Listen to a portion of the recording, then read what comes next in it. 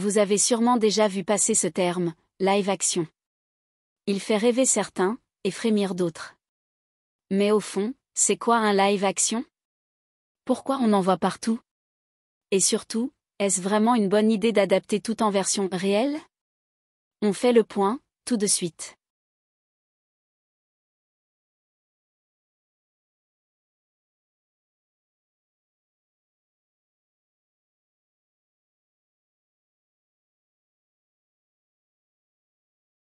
Un live action, c'est une adaptation d'une œuvre de fiction, souvent un dessin animé, un manga ou un jeu vidéo en version filmée avec de vrais acteurs, de vrais décors, ou des images de synthèse ultra réalistes.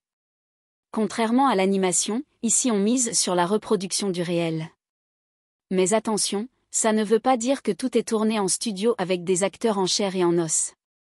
Par exemple, Le Roi Lion 2019 est considéré comme un live action, alors que tout est fait en images de synthèse. Le critère, c'est le style réaliste, on cherche à représenter les choses comme si elles existaient dans notre monde. Le live action peut aussi inclure des effets spéciaux très poussés, notamment quand il faut adapter des créatures ou des mondes imaginaires.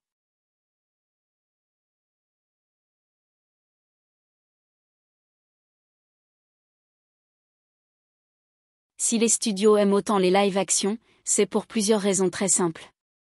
1. La rentabilité. Reprendre une œuvre connue, c'est partir avec une base de fans. Pas besoin de créer un nouvel univers, ni de convaincre le public, l'intérêt est déjà là. 2. La nostalgie. Beaucoup d'adaptations visent les adultes qui ont grandi avec les versions originales. Le live action joue donc sur l'émotion, retrouver une histoire qu'on aime, mais en vrai. 3. La technologie. Aujourd'hui, les effets visuels permettent de donner vie à quasiment n'importe quoi. Ce qui était autrefois impossible ou ridicule devient spectaculaire.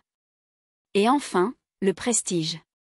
Certaines plateformes ou studios veulent réhabiliter des œuvres animées en les présentant comme des films sérieux, plus grand public, voire plus respectables. Mais est-ce toujours pertinent?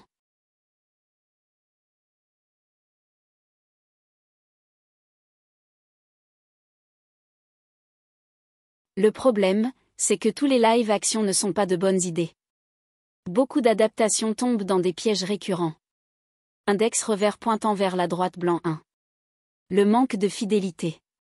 Certains studios modifient complètement l'histoire, les personnages, ou le ton de l'œuvre originale. Résultat, les fans crient à la trahison. Index revers pointant vers la droite blanc 2. La mauvaise compréhension culturelle. Adapter un manga japonais avec des acteurs américains, sans comprendre le contexte culturel d'origine, peut produire un résultat incohérent, voire maladroit. Index revers pointant vers la droite blanc 3. Le réalisme tue parfois la magie. Ce qui fonctionne très bien en animation, les expressions exagérées, l'univers coloré, les combats stylisés, peut devenir ridicule ou plat en live action. Index revers pointant vers la droite blanc 4. Le manque de moyens ou de vision. Un bon live action exige un énorme budget, une direction artistique forte, et un vrai respect pour l'œuvre. Sans ça, on obtient des versions bâclées ou génériques.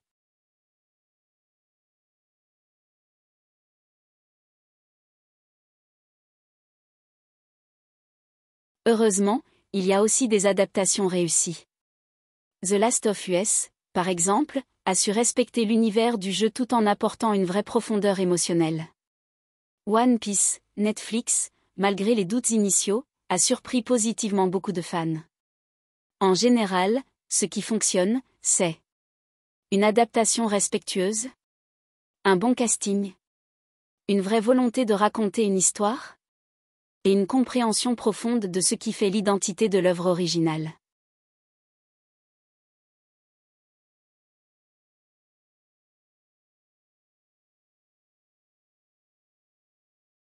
Alors, le live action, bonne ou mauvaise idée?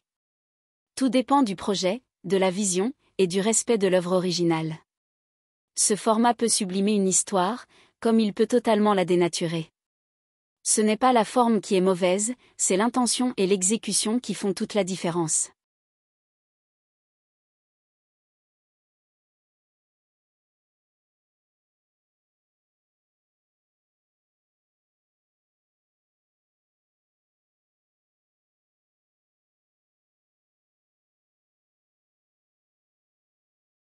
Et vous, quel est votre live action préféré?